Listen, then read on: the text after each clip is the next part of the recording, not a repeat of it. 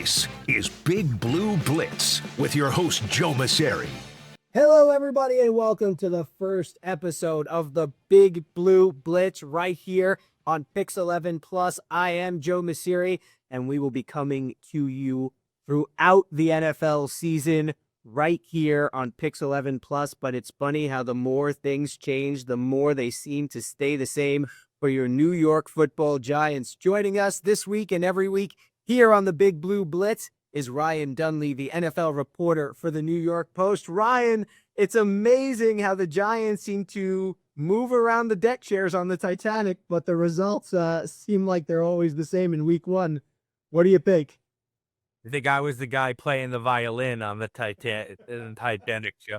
I thought that it looked exactly like Game 18 of last season, which is the season everyone wants to forget, and somehow they picked up right where they left off. Couldn't stop the run, couldn't force a takeaway, couldn't get in the end zone. Yeah, and when it's all said and done, at the end of the game, we're talking about the same conversation that we had coming into the season is who will be the starting quarterback headed into week 2. Here's what Brian Daboll said after the game, which had everybody talking Sunday night into this morning. Take a listen.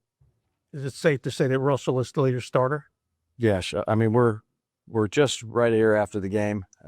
I got confidence. We got to do better around overall coaches, players, around everybody. So, we'll get focused and ready to go on Dallas. Go ahead, Pat. In fairness, you not answering this sounds like you're not answering. Well, we're talking about after every game. I got confidence in Russ. So we're going to go back. We'll evaluate the tape.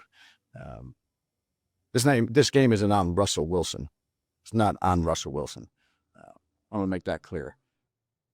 So he made it clear, all right, it's not on Russell Wilson, but he did not make it clear as to who his starting quarterback will be in week 2 against the Dallas Cowboys here. So he did just speak a few minutes ago via Zoom to reporters. Ryan, you were on that call. What did he have to say? Yeah, he said Russell Wilson's the starting quarterback, and it wasn't really a decision. Look, this is where you have to know somebody, and I've known Brian Daboll now for 4 years. This is what he does. First of all, he says, yeah, at the start of every answer. So that doesn't mean yeah is the answer to the question you're asking. That's just like his good question or his deflection to start every answer. And then second of all, he's just not somebody who's going to put himself, he's emotional after games. It's just happened. He's not going to box himself into a corner. He's one of those guys who wants to go back and watch the film before he makes a decision. But he was not really leaving the door open. The Giants are going to scrap their entire offseason plan after one game. They might scrap it after 2 or 3, but he wasn't going to scrap it after all one. He just wanted to go back, watch the film before he committed to something. But I'm sure he realized in hindsight, like, I gotta take care of Russell Wilson. I can't have him in a quarterback controversy week 2. So he quickly wiped that out today. And if he didn't answer that question today, that is the question that both Russell Wilson and Jackson Dart would be getting later on in the week when they have their media availability. All right, fine. So Russell Wilson is going to be your quarterback. He said this loss was not on Russell Wilson. Do you agree with him? Well, it's always on the quarterback a little bit. The win and it wasn't solely on Russell Wilson. I mean, the offensive line played terribly. John Runyon had told me before the season that he thought the Giants were aiming to be at the top offensive line of the league. And this way, if they fell short, they were still a top 5 or 10 offensive league. I thought that was aggressive. I look at them as an average offensive line, which still is better than the Giants have had for a decade by most standards. They were a bottom offensive line yesterday. They were terrible, and it wasn't just James Hudson, the fill-in for Andrew Thomas. It was Greg Van Roten. It was John Michael Schmitz. It was all the usual suspects. The interior of the offensive line was bad. Hudson was bad replacing Thomas. The defense played okay, but when they needed a stop, 14-6 in the fourth quarter, they let the Commanders go 80 yards for a touchdown. Washington left points off the board at the end of the first half, so there was a little bit masked there. I don't think anybody played particularly well, but it always starts with the quarterback, and Russell Wilson was, let's say, shaky in the pocket under the pass rush. All right, you want to talk about that offensive line. We talk about this offensive line every single year when it comes to the New York Giants. It seems like they try and plug holes. It seems like they bring in a new name. It seems like Andrew Thomas is always hurt. Do you think that once he returns that this offensive line will improve from what we've seen? Do you have any confidence that he can stay healthy and make it through? I'm just going to say the majority of the season because obviously he can't make it through a full season at this point. A couple things. One, Joe, I'd say Kevin Zeitler. This is one of my favorite stories. When he was part of the Odell Beckham trade, he came here from the Browns in 2019, and I said to him, Kevin, I know the football adage is offensive linemen get no attention. Nobody pays any attention to you guys. That's not really the case with the Giants. And he was like, "Oh, I've heard the offensive line gets covered here like the quarterback." And I was like, "Yeah, that's pretty much. We do talk about it every week of every year." Do I think that they'll be better with Andrew Thomas? He's their best offensive lineman. He's a top 10 left tackle in the NFL. They'll be better assuming he can play at close to his regular ability. I mean, he was still limping around towards the end of training camp. So assuming he's out there and close to his full strength, they'll be better.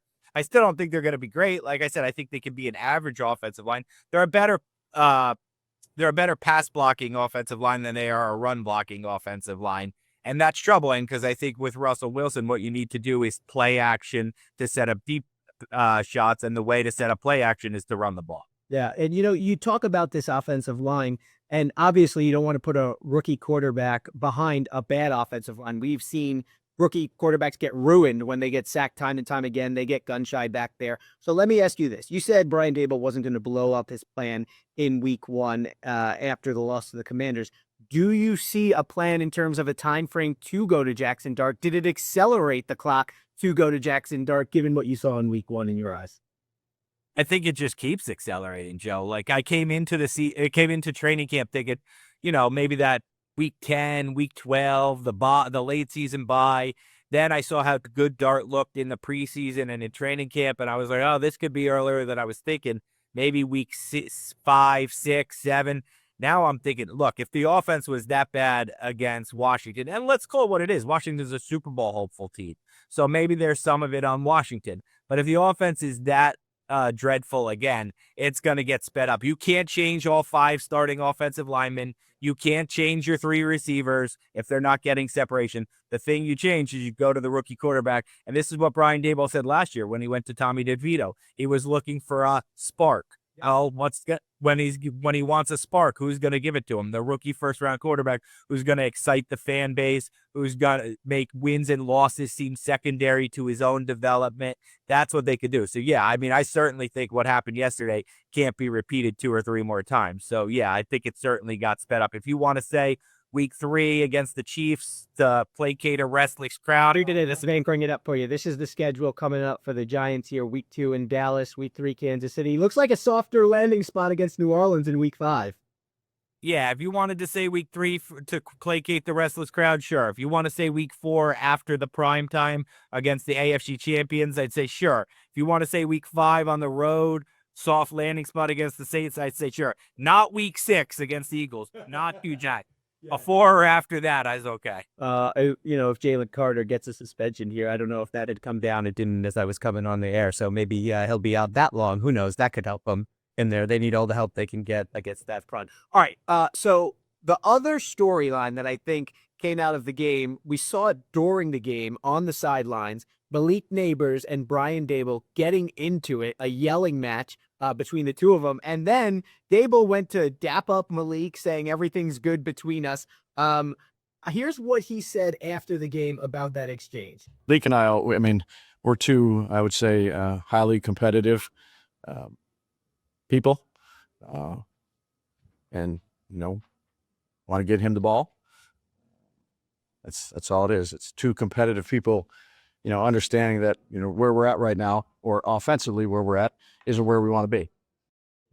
All right. Well, what do you think about that? Is that just 2 people going at it, or do you think there's more to it there? Well, first of all, I think it was a good coordinated message by all involved because they both said the same exact phrase. We're 2 highly competitive people. So that was definitely planned by Daboll and Neighbors to be on the same page there. Look, I don't care too much. Football is an emotional game. Like, there wasn't pushing or shoving or whatever. And when he left him hanging on the high five, it looked like Neighbors' eyes were down, so he might not have seen him. And then Daboll pulled him in for a hug or whatever. Here's what I would say, Joe, is like the Giants have given Malik Neighbors an uncanny amount of voice in this organization from the day he arrived. What plays do you like to be called? We'll call those. Who do you want to say in who we're going to draft? We'll do that. Yeah. You want to say in what veteran quarterback we're going to pursue? You can have a say in that. So pick your cliche. The cat's out of the bag. The train has left the station. Whatever you want. Malik Neighbors feels like he has a strong voice that needs to be heard in this organization. They've allowed him to feel that way. So you can't pick and choose when he gets to speak up. If he thinks he wants to speak up, he's going to do it. You remember last year, though, against the Commanders, Neighbors had a key drop. There was another key drop in the third quarter here. He had 12 targets in the game, only 5 catches. I know he's getting all the attention, but it's not like they're not trying to get the ball to leak. They all know who the best player on offense is this year, unlike maybe when Saquon Barkley was there. All right, Ryan, we got to take a quick break, but when we come back, we're going to get into the red zone woes for Big Blue in week 1. We're also going to talk about the offensive coordinator. Is it time to move on after they don't score a touchdown again in the opening week? We're going to discuss it all right here on the Big Blue Blitz. Stay with us. Welcome back to Big Blue Blitz. All right, week 1 of the NFL season didn't go the way the Giants or their fans would have liked, as the G-Men failed to score a touchdown yet again in week 1 of the NFL season. Joining us now, as he will each and every week, is Ryan Dumley, the NFL reporter for the New York Post. Ryan, I go back to that first red zone trip for the Giants. They get down there, and they go for it on 4th down, and I'm thinking this is the Tennessee Titans all over again for Brian Daboll.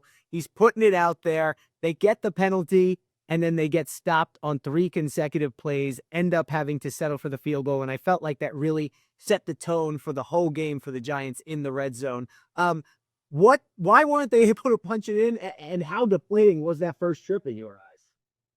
Thought that was really turned the game, Joe. I thought he was going to be aggressive going into the game. Thought he was actually going to be more aggressive than he even was. Thought there'd be more deep shots in the call sheet, but that series in particular. So here's what ends up happening, Joe. They got 1st and goal at the 8. They run 7 plays because, fresh set of downs after the penalty. They run 7 plays from inside the 8-yard line, a couple from the 3. They don't score. They end up with the 3. Later, they get back in the red zone. They don't score at the end of the game. So they end up with 13 red zone plays. 12 of the 13 were passes. I hate that. Established a run. They tried to get tricky on that first series and throw a pass to 6th offensive line. I can understand Malik Neighbors getting frustrated when that situation. All right. I love the idea of trickery. I love the idea of everybody loves to see the big man touchdown. Of course, but you got to establish the run so you get the defense to buy in, suck in, and then your offensive lineman sneaks out. They didn't do that. They saw the pass coming. Bo's not exactly a clean route runner as a 300-pounder. So I just thought they lost themselves a little bit in the red zone, if that makes sense. All right. So Russell Wilson said this was a close game. Here were his comments after the game regarding the red zone. Simple in the sense that, we didn't convert in the red zone. We had 2 chances down the red zone to make it a close game, really close game. The game is close all the way out throughout the whole game, really, to be honest with you. But, I thought our defense did a good job battling. I thought for us, when we get down the red zone, balls on the 1-2 yard line, we got to score. They stopped us. They played well. We got back down there again, and they stopped us again. So, that changes the complexion of the game tremendously, and that's just the reality of it. Yeah, of course, scoring touchdowns changes the complexion of an NFL game. If they had scored every time they were in the red zone, they would have ended up winning this game. But you look at this, and the fact that they weren't able to punch it in, we're seeing right now pictures of their offensive coordinator, Mike Kafka. And during the game, they were saying this year he is down on the sidelines. It's a change from him being up in that box and looking down on the field. Let's not forget, he had play calling duties taken away from him by Brian Daboll. What is going on with the offensive situation when it comes to play calling? Is it time for the Giants to move on from Kafka? They changed the play caller and they changed the quarterback, and they brought back 10 of the left starters with the number 31 ranked scoring offense. And what? They look like the number 1 ranked scoring offense. Yeah. So, yeah, you could take it away from Kafka. You put it on Kafka. He was the play caller. He wasn't the play caller. Daboll was. He wasn't. they just got to get better results. They just got to get better results. I don't think it matters if he's in the box, if he's outside the stadium, if he's on the sideline. I don't really care. They just got to get the ball in the end zones. I don't think it's time to panic on Mike Kapka. His play designs are good. His game plans usually vary from week to week, but I guess anything is on the table. If you're going to change Russell week 3 or 4, then Kapka's going to have to do a lot better to hold on to his job too. I know you were the one of the ones who reported early on that there was going to be a package for Jackson Dart in this game. And after the game, Brian Daboll said that that's just something you do for all backup quarterbacks. First of all, is that true? No, I think you get your backup quarterback ready to play. But they usually play your offense, right? I mean, I understand if you have like a Trey Lance or if you have back in the day Cordell Stewart, it's slashed. You put a package in for that backup quarterback. But this was the first time that I had ever heard of something like that, a special package for a backup quarterback who should just go in and be running the team's offense. Yeah, I don't think. I think that was more of a like Cordell Stewart kind of thing. Is how I understand it. Like, remember, Jameis Winston compared Dart to Taysom Hill early in training camp. He would drive the Saints down the field, and Hill would come in and snake the touchdown. Mike, we didn't get to see it. We probably will get to see it soon. My thought is they're going to put a Dart package together. Maybe it's the red zone. Maybe it's short yardage. Something where their guy, their prodigy, could come in and have immediate success. Maybe it's throw a touchdown pass. Maybe it's get a first down. Maybe it's run an RPO.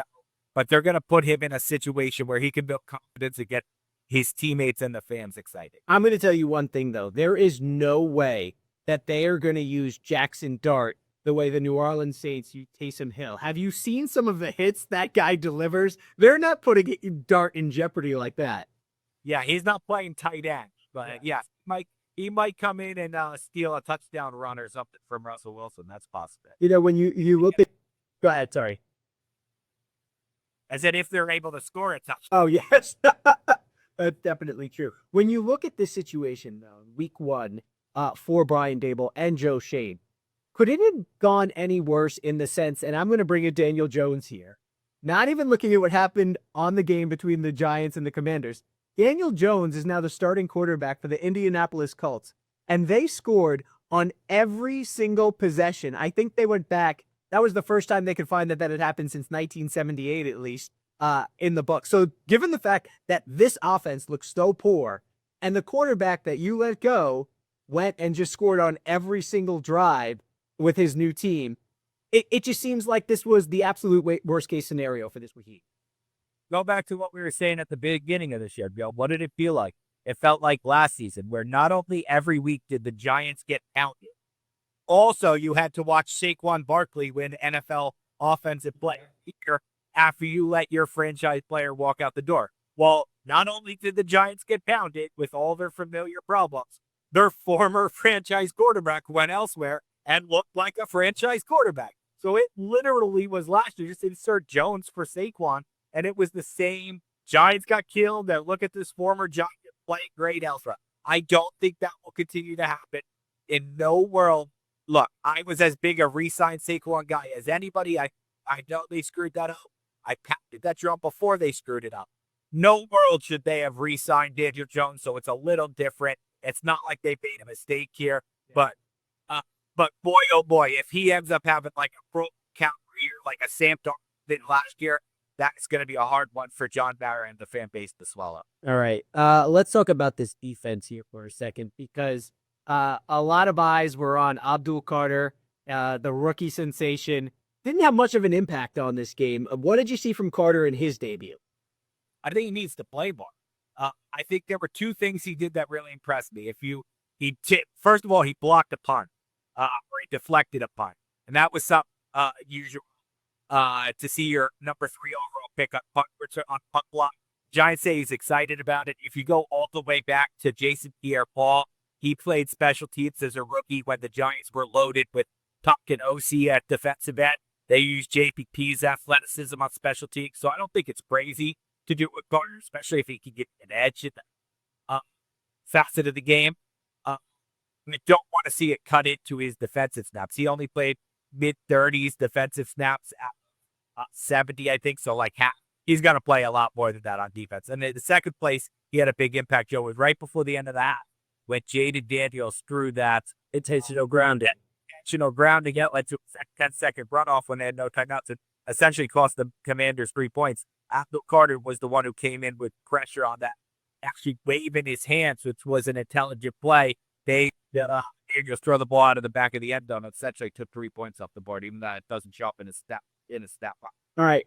Big picture, when you look at this, the defense, obviously bend but don't break, but the Commanders had a ton of penalty. I think they had 12 on the day. You mentioned, obviously, failing to capitalize on points. I think it was 220 rushing yards they gave up on the ground. What do you take away from this Giants defense? Are you as optimistic as you were headed into the season? No, no, I can't. You don't want to overreact too much to one game, but it would be hard to feel the same level of enthusiasm. Here's the thing, Joe. Like, if you're going to trail, then your pass rush is going to be ineffective. For a great pass rush, you have to be playing from ahead, which is why I thought they'd come out more aggressively to try to play with the lead. Because if you're playing from behind, teams are going to run the ball. Yeah. Giants' rank defense isn't very good. So even with Dexter Lawrence at full strength, and he's not at full strength, he only played 70% of the snaps the other day. He's still getting into football shape, I think, after his injury last year. All right. We will see if the Giants can work it out in week 2 against the Dallas Cowboys. Reports of their demise seem greatly exaggerated. Ryan Dunleavy, thank you so much for joining us for week 1 of the Big Blue Blitz. We, of course, will have more throughout the NFL season. Be sure to tune in on Pix 11 Plus. For Ryan Dunleavy, I'm Joe Masiri. We will talk to you next week. Good luck, G. Hopefully, can't get any worse than that.